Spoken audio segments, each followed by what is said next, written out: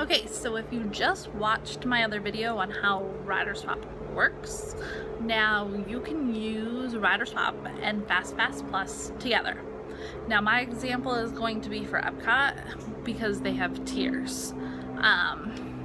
If you were to have, say, the mom and daughter one book their fast passes for Epcot and Test Track, then say the dad and if you had another daughter would book their fast passes for Soarin'. And so while the mom and the daughter go on Test Track, the person who's not tall enough to ride it would wait with dad, and you would swap them out. So if you have a baby and you have two daughters, I mean, even if you only have one daughter, it works this way. So you would book two of the fast passes for one ride and you would book it for the other ride. You could split them up that way. I never did this before because it just seems too complicated for me, but if you think it out, you can split up the fast passes between the tiers in Epcot and it works. I always just wasted our fast passes on the rides because it was just too complicated to sit down and actually figure it out, and I couldn't be bothered to split them up.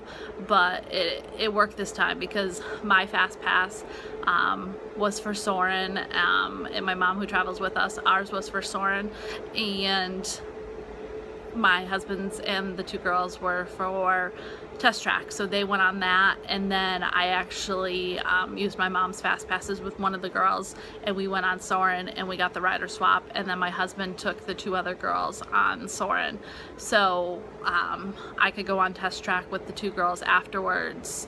And the babies obviously don't ride the rides because they're too small, so we're able to use rider swap and use our fast passes and go on all the rides using fast pass. Those rides take forever so you probably want to find something to do while they're on the rides and then just meet up afterwards. We walked to Starbucks and got any size drink with our snack credit, and then we went to Mouse Gears and did some shopping, and the babies fell asleep, which worked out to our advantage. And then while they were on we were doing Soarin', I mean, you can ride Living the Land, you could go on Nemo. I mean, those are rides without height restrictions that could give you something to do. I mean, it does take a while when you're doing rider swap, so it could, you know, get tiring to ride Test Track twice in a row, or Soarin' twice in a row. But, you know, it's something to think about if you want to split up your fast passes. It does work.